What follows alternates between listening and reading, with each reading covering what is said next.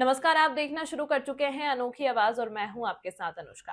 महाराष्ट्र के deputy CM Ajit Pawar को अपनी समस्या बताना एक शख्स को उस समय महंगा पड़ गया जब वो भड़क उठे। उप मुख्यमंत्री शख्स की समस्या का समाधान करने की जगह आपा खोते हुए उसे जमकर उसे फटकार लगा दी। इतना ही नहीं, अजीत पवार ने उससे कहा कि मुझे वोट दिया है, इसका मतलब यह नहीं है कि आपने मुझे खरीद लिया है, कि आपने मुझे खेत का मजदूर बना दिया है। अजीत पवार ने यह बातें मराठी में कही है, लेकिन उनका यह वीडियो सोशल मीडिया पर जमकर वायरल हो रहा है। दरअसल महाराष्ट्र के डिप्टी सीएम अजीत पवार विदेश दौरे के बाद रविवार को बारामती पहुंचे थे। उनके कुछ समर्थकों वोटरों ने उन्हें विभिन्न मुद्दों पर पत्र सौंपे थे। अपने समर्थकों के इस रुख से नाराज अजीत पवार ने अपना आपा खो दिया। पवार ने वोटर को हड़काते हुए कहा कि आपने वोट दिया है, लेकिन इसका ये मतलब नहीं है कि आप मेरे मालिक हैं। अजीत पवार का ये बयान अब राजनीतिक गलियारों की सुर्खियां बन चुका है। ऐसा इसलिए क्योंकि चुनाव के पहले जनता के हित की बात करने वाले नेता चुनाव के बाद जनता के साथ कैसा व्यवहार करते हैं। त्याच्यावर काळजी करू नका। अरे तुम्ही मत दिली म्हणजे माझे मालक नाही झाला का? सालगडी काय नका मला। आता आयुर्वेदिक कॉलेजचं काय नाव? नाही, आपण बाराणपूर सारखं करू ना। तुला बोललो ना मी मागे, शासकीय आयुर्वेदिक महाविद्यालय हॉस्पिटल।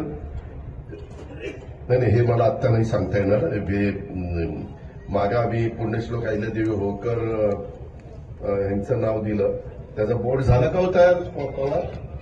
बसला का? मग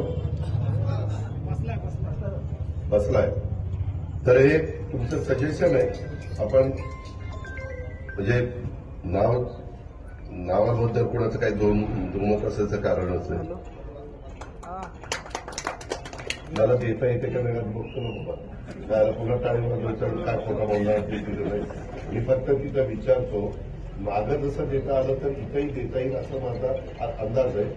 कारण आयुर्वेदिक कॉलेज हे सार्वजनिक आरोग्य करील का वैद्यकीय शिक्षण करील?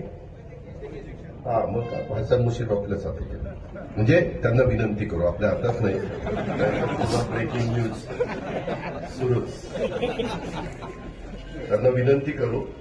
त्यांचं म्हणणं असं आहे की काही माझ्या सहकारी मित्रांचं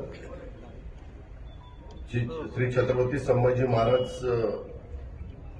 शासकीय आयुर्वेदिक महाविद्यालय असं नाव त्यांना द्यावं। हे मला मुंबईला दे मुंबईमध्ये बरोबर। आता साधारण विक्रमला खरं बोलायचं होतं, विक्रम इतका तयारीनं आला होता, पण त्याला मीच माईक हातात घेतल्यामुळं त्याने